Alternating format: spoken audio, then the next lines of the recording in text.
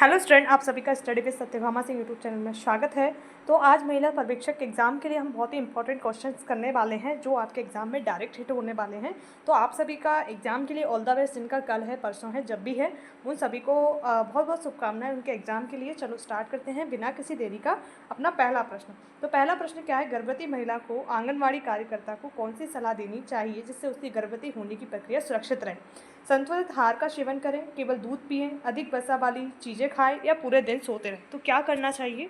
तो सलाह में आपको संतुलित भोजन है उसका सेवन करने की सलाह दी जानी चाहिए, इससे माँ और बच्चे दोनों को क्या हो, सही रहे। ठीक है, नेक्स्ट है, गर्भवती महिला को आंगनवाड़ी कार्यकर्ता को किस समय से नियमित स्वास्थ्य जांच करने के लिए प्रेरित करना चाहिए। पहले तिमाही के अंत में, केवल प्रसव से पहले, प्रत्येक महीने जब कोई समस्या हो। तो लगभग जो गर्भवती महिला की प्रत्येक महीने जांच होनी चाहिए। एक और चीज़, कम से कम मतलब 4 जांचें उसकी प्रेगनेंसी के दौरान हो जानी चाहिए। ठीक है, नेक्स्ट है, यदि किसी गर्भवती महिला को शरीर में सूजन और हाई ब्लड प्रेशर की समस्या होती है तो आंगनबाड़ी कार्यकर्ता को क्या करना चाहिए। उसे घर पर आराम करने की सलाह दी जानी चाहिए या फिर उसे तुरंत चिकित्सक से संपर्क करने के लिए कहें, या उसे अधिक नमक खाने के लिए सलाह दें, या उसे किसी घरेलू इलाज को सलाह दें। तो क्या है, उसे चिकित्सक से संपर्क करने के लिए कहा जाए। और महिला को प्रेगनेंसी में क्या करना चाहिए, पानी का सेवन जरूर करना चाहिए। अगर वो पानी का सेवन नहीं करती है उसका वेट तो गेन होता है, उसके कारण क्या होता है, उसके हाथ पैरों में सूजन आ जाती है। इसलिए ये प्रश्न आपका पूछा गया था, इसलिए मेरा आपको बताना ज़रूरी है। ठीक है, नेक्स्ट क्या है, आंगनवाड़ी कार्यकर्ता को गर्भवती महिला को कौन सी स्थिति में तत्काल अस्पताल भेजने की सलाह देनी चाहिए। जब महिला को उल्टी हो, जब महिला को हल्का दर्द हो, जब महिला को गर्भ में अचानक बहुत दर्द हो, जब महिला को नींद आना आ रही हो, तो महिला को अचानक बहुत अधिक पेन हो रहा है, तो उस कंडीशन में उसे क्या है, डॉक्टर से सलाह लेने की ज़रूरत होती है। नेक्स्ट है, गर्भवती महिलाओं के लिए आंगनवाड़ी कार्यकर्ता को किस प्रकार के व्यायाम की सलाह देनी चाहिए। तो जो आंगनवाड़ी कार्यकर्ता है उसे किस प्रकार की महिला को सलाह दी जानी चाहिए, भारी वजन उठाने वाले व्यायाम की, या फिर हल्के योग और वॉक करने की सलाह, या तेज़ दौड़ने की सलाह, या अत्यधिक शारीरिक श्रम करने की सलाह। क्या करना उसे देना चाहिए, तो हल्के योग और वॉक करने की सलाह उसे दी जानी चाहिए। नेक्स्ट प्रश्न है, गर्भवती महिला को कौन सा आहार सबसे अच्छा होता है। जो प्रेग्नेंट महिला होती है उसके लिए सबसे अच्छा आहार कौन सा होता है, तो बताइए। केवल प्रोटीन वाला आहार, फल, हरी सब्जियां, साबुत अनाज, केवल कैलोरी अधिक आहार, या तला हुआ मसालेदार भोजन। तो ऑप्शन नंबर बी बिल्कुल सही है, सभी चीज़ें उसके लिए ज़रूरी हैं। नेक्स्ट क्या है, एक गर्भवती महिला को दस्त और उल्टी हो रही है तो आंगनवाड़ी कार्यकर्ता को क्या सलाह देनी चाहिए। तो आंगनवाड़ी कार्यकर्ता क्या देगी उसे चिकित्सक के पास जाने की सलाह दी जानी चाहिए, ना कि उसे खुद एक बार अपन देख लेते हैं ये कैसे। महिला को ज़्यादा पीने की सलाह देनी चाहिए, महिला को कुछ भी ना खाने की सलाह दे, महिला को चिकित्सक के पास जाने की सलाह दे, और महिला को घरेलू इलाज करने नहीं। अगर यहाँ पे हम देखेंगे तो चिकित्सक की सलाह बिल्कुल सही होगा, यहाँ पर ए नहीं होगा।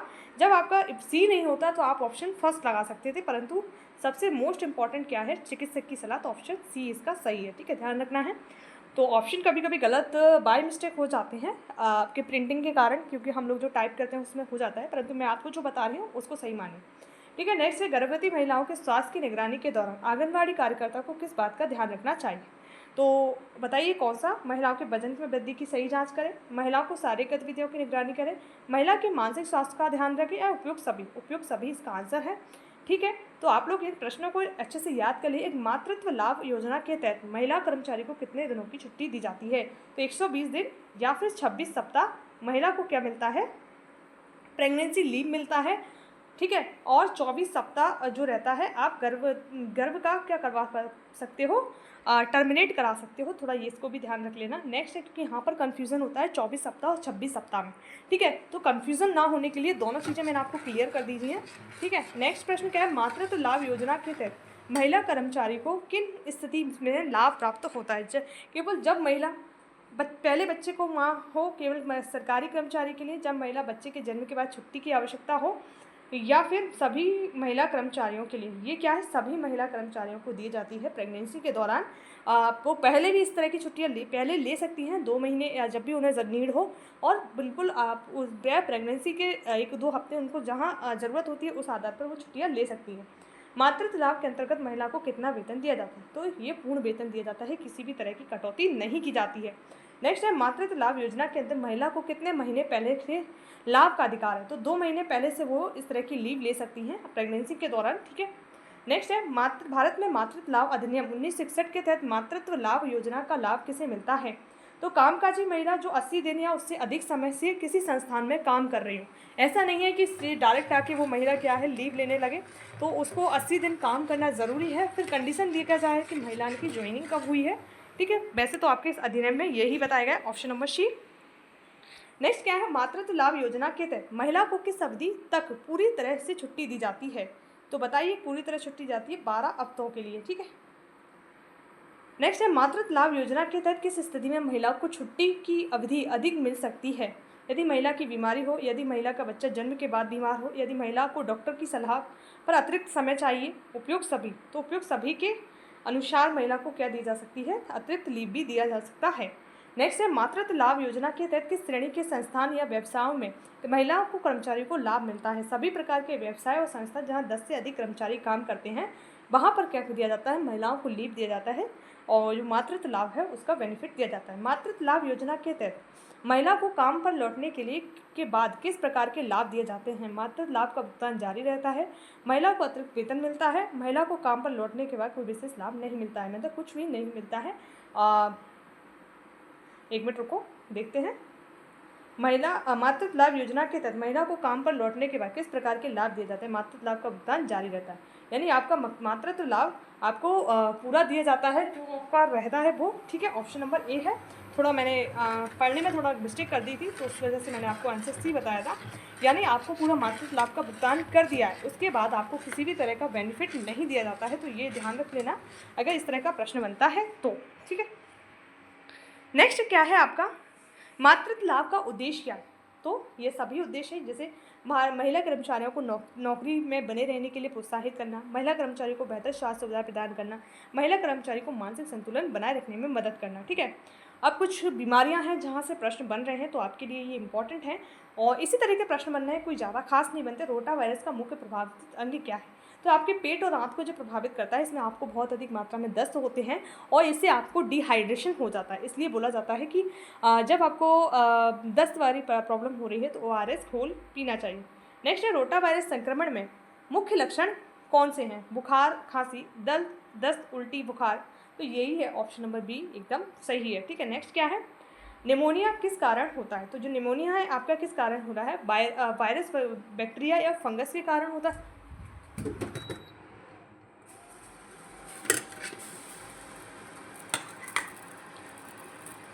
या फिर केवल बैक्टीरिया के कारण होता है या केवल वायरस के कारण, तो हवा से कारण? ये वायरल, बैक्टीरिया, फंगस के कारण निमोनिया होता है। तो नेक्स्ट प्रश्न अपना क्या है, निमोनिया का सबसे सामान्य लक्षण क्या होता है? तो आपको सांस लेने में कठिनाइयाँ इसमें होती हैं और बुखार आता है और सबसे ज़्यादा ये बीमारी किसमें होती है? बच्चों में होती है। तो ध्यान रखना है किसको प्रभावित करती है? बच्चों को। नेक्स्ट है, खसरा के बारे में कौन सा वाक्य सही है? तो कौन सा वाक्य सही है? खसरा एक वायरल संक्रमण है जो मुख्य रूप से बच्चे में होता है। खसरा केवल वयस्कों में होता है। खसरा में कोई टीका नहीं है। खसरा का इलाज एक ऐसे केवल एंटीबायोटिक से किया जा सकता है। तो कौन सा सही है? तो खसरा का संक्रमण एक वायरल संक्रमण है जो मुख्य रूप से क्या बच्चे को प्रभावित करता है। नेक्स्ट प्रश्न क्या है, खसरा के लक्षण में कौन सा लक्षण आमतौर पर दिखाई देता है? तो कौन सा लक्षण देता है? तेज बुखार, लाल त्वचा का चकत्ते, सिर दर्द, मिचली, दस्त और उल्टी, गले में खरांश और कफ। तो क्या है इसका आंसर? तेज बुखार और त्वचा पर चकत्ते पड़ जाते हैं। नेक्स्ट है, काली खांसी किस बैक्टीरियल के कारण होती है? तो आपको पता होगा स्टेफाइलोकोकस ऑरियस या बोर्डेटेला पर्टिसिस के कारण, या फिर स्टेप्टोकोकस निमोनिया के कारण, या हेम्पीफिलस इन्फ्लुएंजा के कारण। तो ऑप्शन नंबर बी एकदम सही है। ठीक है। तो थोड़ा ध्यान रख लेना बैक्टीरिया किससे होती है। ये प्रश्न इस तरह के आ रहे हैं, थोड़ा बीमारियों से प्रश्न ज़्यादा आ रहे हैं तो बीमारियों से थोड़ा याद कर लेना है। काली खांसी के मुख्य लक्षण कौन से हैं? तेज खांसी, सांस में खिंचाव, तेज बुखार, दस्त, गले में खराश और सर्दी, मिचली और सिर दर्द। तो क्या है? तेज खांसी और सांस में खिंचाव होता है काली खांसी के कारण। और डिप्थीरिया एक गंभीर संक्रमण है जो मुख्य रूप से किस अंग को प्रभावित कर? हृदय, गले और श्वास नली को, मस्तिष्क को या फिर पेट को। तो ये आपके गले और श्वास नली को डिप्थीरिया क्या है? प्रभावित करता है। ध्यान रखना है। और ये सबसे ज़्यादा यही पूछा जा रहा है किस अंग को प्रभावित करता है और किसके कारण हो रहा है, तो ये थोड़ा ध्यान रख लेना। ठीक है। दो चीज़ तो बीमारियों के बारे में याद करके जाना है, किससे फैलता है और किस अंग को प्रभावित करता है। सिम्टम्स थोड़े बहुत ध्यान रख लेना जो आपके बेसिक हैं, और बाकी आपको पता होना चाहिए कि कौन सी बीमारी किससे फैलती है, ठीक है, वहाँ से प्रश्न आ रहा है। डिप्थीरिया का प्रमुख लक्षण क्या है? गले में दर्द और सफ़ेद फिल्म जैसी परत बन जाती है, ठीक है, ध्यान रखना है। डिप्थीरिया में क्या होता है? आपके गले में दर्द होता है और सफ़ेद परत जैसी फिल्म बन जाती है। रोटा वायरस संक्रमण का सबसे प्रभावी रोकथाम उपाय क्या है? एंटीबायोटिक्स या रोटा वायरस वैक्सीन? तो रोटा वायरस वैक्सीन ही रोटा वायरस को समाप्त कर सकती है। नेक्स्ट है, निमोनिया का उपचार किससे किया जाता है? केवल घरेलू उपाय से, एंटीबायोटिक्स और मेडिकल उपचार से, या फिर केवल आराम और तरल पदार्थ से कोई उपचार नहीं है? तो है भाई, निमोनिया का उपचार है। अभी वैक्सीन भी बनाई गई है निमोनिया कोकस वाली, तो वो आपकी वैक्सीन से इस तरह की बीमारी से निपटा जा सकता है। ऑप्शन 13 नंबर है, खसरे के टीके का क्या नाम है? तो आपको पता है MMR वैक्सीन है, खसरे के लिए दी जाती है, और DTP दी जाती है डिप्थीरिया, टिटनेस और पर्टिटिस के लिए दी जाती है। पोलियो वैक्सीन, पोलियो के लिए। हेपेटाइटिस वैक्सीन आपकी हेपेटाइटिस जो आपके A B C आपके सिम्टम में सबसे ज़्यादा खतरनाक B है, ठीक है। नेक्स्ट है, काली खांसी का टीका किसके द्वारा प्रदान किया जाता है? तो आपको पता है DTP, जो पर्टिटिस है ना आपके काली खांसी, वही है। P का अर्थ काली खांसी है, ठीक है, ध्यान रखना है। नेक्स्ट प्रश्न आपका क्या है? दिव्यांग बच्चों से संबंधित प्रश्न है। देखिए, दिव्यांग बच्चों से प्रश्न आ रहे हैं तो इसको अपन स्किप नहीं कर सकते हैं, इसको थोड़ा पढ़ने की ज़रूरत है। और बिल्कुल ऐसा नहीं पूछा जा रहा कि बहुत ही डीप में पूछा जा रहा हो।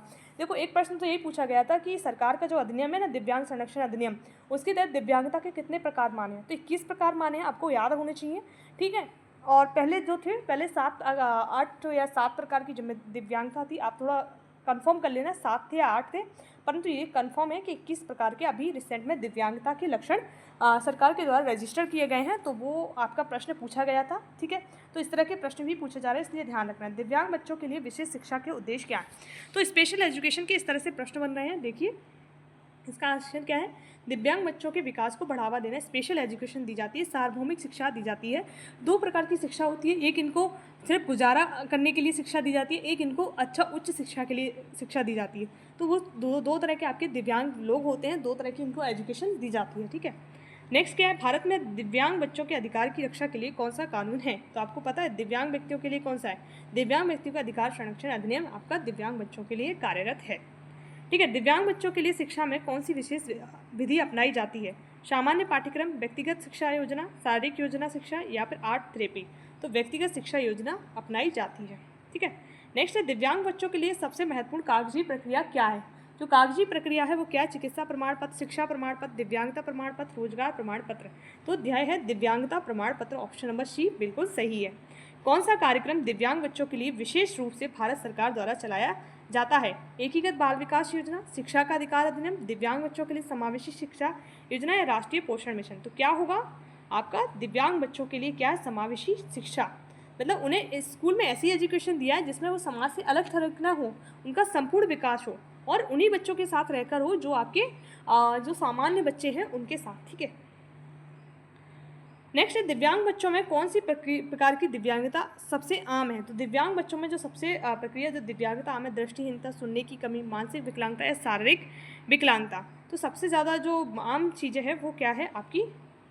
दिव्यांगता में सबसे आम जहाँ तक देखी जाती है शारीरिक विकलांगता है, मानसिक विकलांगता इतनी नहीं है, ठीक है। ऑप्शन में भली ये आपका मानसिक विकलांगता है, परंतु ये नहीं है। सबसे ज़्यादा जो विकलांगता बच्चों में देखी जाती है वो शारीरिक विकलांगता देखी जाती है, जैसे आपके माइंड से, मतलब आपका दिखने में प्रॉब्लम है, सुनने में प्रॉब्लम है, हाथों से है, पैरों से है, या फिर शरीर का कोई पार्ट आपका काम नहीं कर सकता है, पैरालाइज हो गया है, तो उसमें आपकी मानसिक दिव्यांगता सबसे आम नहीं है।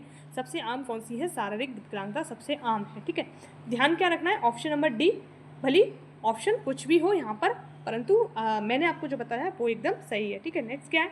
दिव्यांग बच्चों के लिए विशेष खेल गतिविधियों की पहचान किसके द्वारा की जाती है? विद्यालय के शिक्षक, डॉक्टर और विशेषज्ञ, अभिभावक और समाज सेवक? कौन करता है? डॉक्टर और विशेषज्ञ करते हैं इनके लिए गतिविधियों की पहचान, ठीक है। नेक्स्ट है, समावेशी शिक्षा का क्या उद्देश्य है? तो समावेशी शिक्षा का उद्देश्य क्या है बताइए? दिव्यांग बच्चों को सामान्य विद्यालय से बाहर रखना, या दिव्यांग बच्चों को मुख्यधारा की शिक्षा में शामिल करना, केवल दिव्यांग बच्चों के लिए अलग विद्यालय बनाना, दिव्यांग बच्चों को मानसिक स्वास्थ्य उपचार देना? तो ऑप्शन नंबर B सही है, मुख्य धारा में शिक्षा में शामिल किया जाना इन बच्चों को ज़रूरी है। नेक्स्ट है, दिव्यांग बच्चों के लिए विशेष रूप से कौन सा प्रौद्योगिकी उपकरण उपयोगी है? तो शिक्षा सॉफ्टवेयर, वीडियो गेम, शारीरिक खेल उपकरण, संगीत वाद्य यंत्र? तो शिक्षा सॉफ्टवेयर उपकरण। जो कई सारे सरकार के द्वारा इनिशिएटिव इनके लिए चलाए जा रहे हैं, आप लोगों ने देखे होंगे तो आपको पता होगा। नियमित रूप से करंट अफेयर पढ़ा कीजिए, वहाँ से आपको प्रश्न बहुत सारे आपके एग्जाम में सही होने वाले प्रश्न मिलते हैं। देखो एक और देखो नया प्रश्न है, भारत में दिव्यांग बच्चों के लिए पहला सर्वेक्षण कब किया गया था? तो 1991, 2001, 2011, 1981। तो कब किया गया था? 2011 में। और एक और ध्यान रखिए 2011 में ये किया गया था। और हमारी अभी तक जो जनगणना है वो 2011 की है, अभी 2021 में होनी थी परंतु अभी किन्हीं कारणों से नहीं हो पाई है। चलो देखते हैं कब तक ये आपकी जनगणना होती है। तो जनगणना से भी प्रश्न पूछे गए हैं, 1 या 2, इससे ज़्यादा नहीं आ रहा। तो जनगणना आप पढ़ो तो पढ़ लो, क्योंकि 1-2 क्वेश्चन ही वहाँ से आ रहा है। थोड़ा ब्रीफ में मतलब ऊपर ऊपर से पढ़ लेना, वहाँ से अगर आता है तो गलत ना हो आपका, ठीक है। भारत सरकार द्वारा दिव्यांग बच्चों के लिए एकीकृत शिक्षा व्यवस्था लागू करने का उद्देश्य क्या है? क्या उद्देश्य है कि एकीकृत शिक्षा व्यवस्था उनके लिए लागू की जाए? उन्हें अलग अलग संस्थानों में भेजना, उनके आत्मविश्वास को बढ़ाना और समान अवसर प्रदान करना, केवल चिकित्सा उपचार देना, उन्हें कामकाजी जीवन के लिए तैयार करना। तो ऑप्शन नंबर बी बिल्कुल सही है, ठीक है। नेक्स्ट क्या है, किस प्रकार की शिक्षा दिव्यांग बच्चों के लिए सबसे उपयुक्त मानी? समावेशी शिक्षा, अलग से शिक्षा, गाइडेड शिक्षा, खेल आधारित शिक्षा। तो समावेशी शिक्षा एकदम सही है, ठीक है। आप लोगों को समझ में आ रहे होंगे। चलो अपना यहाँ पर जितने भी प्रश्न थे अपन लोगों ने किए, सारे ऐसे प्रश्न किए जो आपके एग्जाम में आ सकते हैं। तो आप लोग अच्छे से इनको प्रिपेयर करना है, तैयार करना है और किसी भी तरह का लोड नहीं लेना है, ठीक है। और ध्यान रखना है कि आप जो भी पढ़ रहे हो सफिशिएंट पढ़ रहे हो, कुछ भी ऐसा नहीं पढ़ रहे हो जो आपके एग्ज़ाम में नहीं आने वाला। तो अपन को पूरा एग्ज़ाम के ओरिएंटेड ही पढ़ाई की है अपन ने, और जो जो टॉपिक्स आपके रह गए वो आपको मैं कंप्लीट कराती चल रही हूँ, जो आपके मतलब एग्ज़ाम में आ रहे हैं। जिस तरह का पैटर्न पहले अपन लोग 2017 के पैटर्न से कर रहे थे, मतलब जब आपका एग्ज़ाम स्टार्ट नहीं हुआ था उस टाइम पे, परंतु अब उस पैटर्न पे पेपर पूछा ही नहीं गया, तो 2000 पुराने पेपर पढ़ने का कोई मतलब नहीं है। तो आप लोग टाइम वेस्ट मत करना कि पुराने पेपर में जाके पढ़ रहे हो, तो वो बिल्कुल बेवकूफ़ी होगी। उस तरह का पेपर आपका आ ही नहीं रहा है, ठीक है। पेपर कैसा आ रहा है, जैसा हम लोग आपको जो क्वेश्चंस करा रहे हैं ना, उसी टाइप का आपका पेपर आ रहा है। आपको यकीन नहीं है तो आप लोग एग्ज़ाम दे के आना, फिर आप कमेंट करना कि हाँ मैम ऐसा आया था पेपर या नहीं आया। तो दोनों चीज़ें आप बता सकते हो, पॉजिटिव नेगेटिव दोनों आप लोगों के लिए खुला है। कमेंट बॉक्स आप दे सकते हो फीडबैक अपना, ठीक है। और आप सभी को ऑल द बेस्ट। एक चीज़ और ध्यान रखना, आप लोग एग्ज़ाम देने जाते हो ना, तो एक चीज़ का विशेष ध्यान रखा करो कि आप लोग वहाँ पर किसी भी तरह का स्ट्रेस ना लो। अगर आप लोग स्ट्रेस लेते हो ना, तो उससे क्या होता है, आपको आते हुए प्रश्न गलत करके आते हो। आप और आते हुए कौन से प्रश्न गलत करके आते हो, जो सभी बच्चों के सही हैं। अगर आप उनको गलत करके आते हो ना, तो आप लोग कॉम्पिटिशन से वैसे ही बाहर हो जाने वाले हो, ठीक है। वो क्वेश्चन गलत नहीं करते हैं जो सबके सही हैं। वो अगर ऐसा क्वेश्चन है जो आपने पढ़ा ही नहीं है, वो तो आपका डेफिनेटली गलत होगा या सही भी हो सकता है, ठीक है।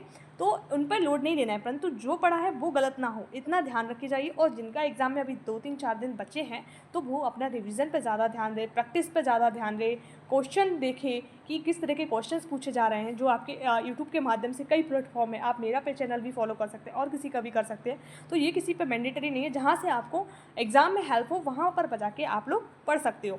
तो अब अपना परीक्षा का एग्ज़ाम जब कंप्लीट हो जाएगा, तो अपन लोग आबकारी के लिए पढ़ेंगे, रेलवे के लिए पढ़ेंगे। तो वहाँ से आपके जो जो टॉपिक्स है, वहाँ से अपन बहुत अच्छे अच्छे MCQs लगाने वाले हैं, टॉपिक को पूरा डिटेल में समझने वाले हैं। तो अभी बहुत टाइम है, जुलाई है आपका एग्ज़ाम। तो अपन जब तक पूरा GS जो आप कहोगे तो अपन लूसेंट की सीरीज़ भी स्टार्ट कर सकते हैं, जहाँ पर आप लोग पूरा लूसेंट रिवीजन कर लोगे। पूरा एक बुक है आपकी, उसको आप खुद पढ़ने बैठोगे तो 60 दिन आपको एटलीस्ट रखने वाले हैं, परंतु उसे अपन 1 मंथ में ऐसे अपन कंप्लीट कर सकते हैं, जो आपके एग्ज़ाम के लिए इंपॉर्टेंट है। तो ऑल द बेस्ट और अच्छे से एग्ज़ाम दे के आना। जय हिंद, जय भारत।